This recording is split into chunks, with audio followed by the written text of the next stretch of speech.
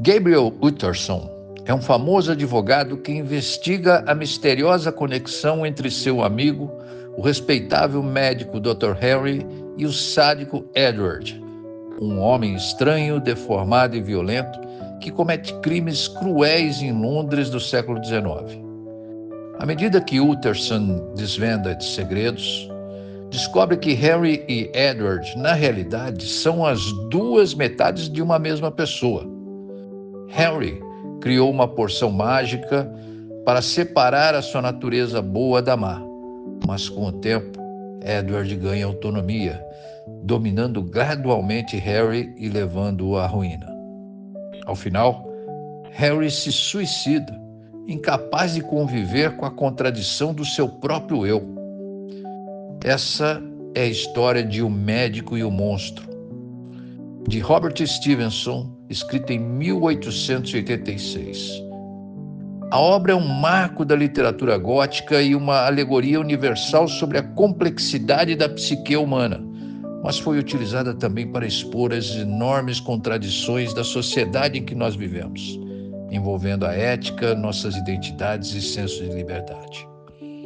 Um pensamento icônico desse autor reflete a frustração que nos abate ainda hoje como membros dessa sociedade imperfeita. Diz ele: fui levado a refletir profundamente sobre aquela dura lei da vida, quando percebemos que temos que suportar a enorme responsabilidade de sermos quem somos. Somos imperfeitos por natureza, mas a lição que fica é que temos que desesperadamente buscar o melhor de um mundo imperfeito. Henry não poderia ter se suicidado. O bem tem que superar o mal, custe o que custar. Anos depois, um pensador norte-americano, Matthias Hendrick, apoia-se nesta obra para desnudar as entranhas das conturbadas mentes daqueles que defendem os ideais comunistas e progressistas.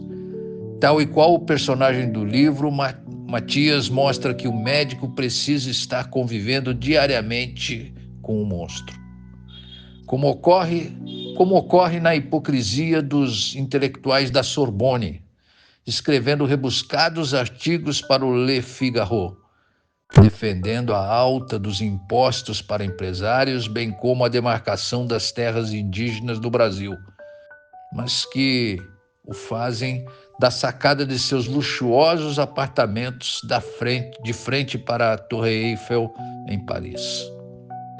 Como também aqueles que alardeiam a taxação dos produtos oriundos dos países que eles dizem destruidores da fauna e da flora das florestas tropicais.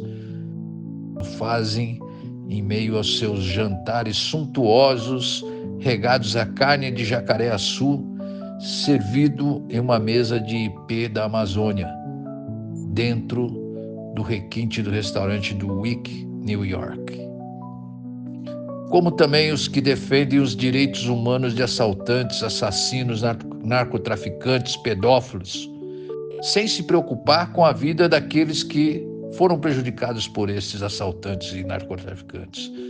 São 850 mil presos no Brasil, comparados com mais de 4 milhões de pessoas que foram vítimas de roubos e assaltos, e mais de 50 mil mortes decorrentes de violência intencional.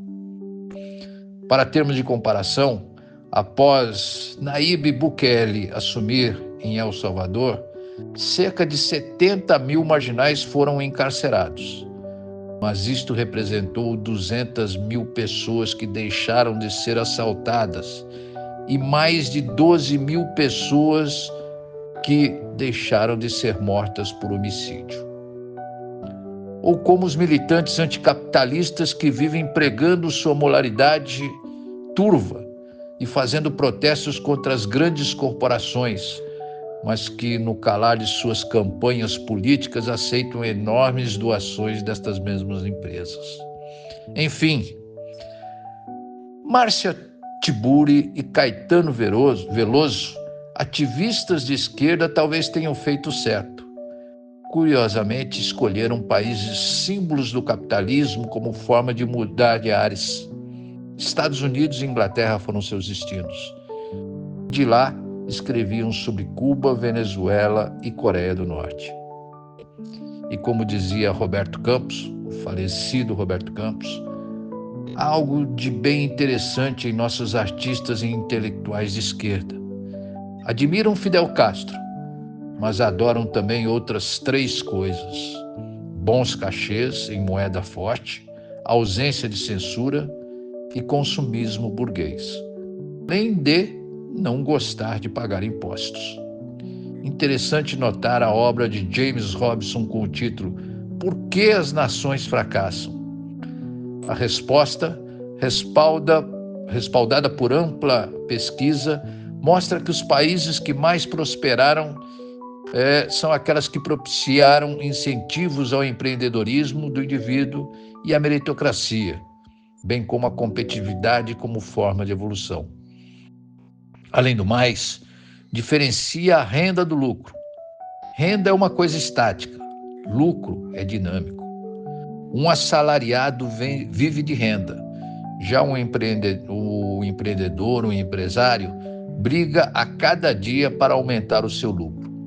Enquanto no Brasil a gente sonha em passar num concurso público para ter uma renda garantida no final do mês, para o restante da vida, em Israel, por exemplo, as pessoas são incentivadas a abrir sua startup e fazer com que elas virem no futuro um unicórnio.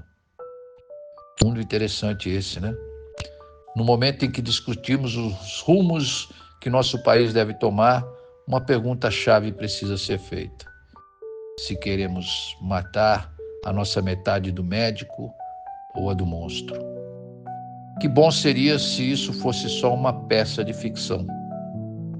Hoje é sexta-feira, 28 de março, e esse é o DexCast de número 93. Até lá!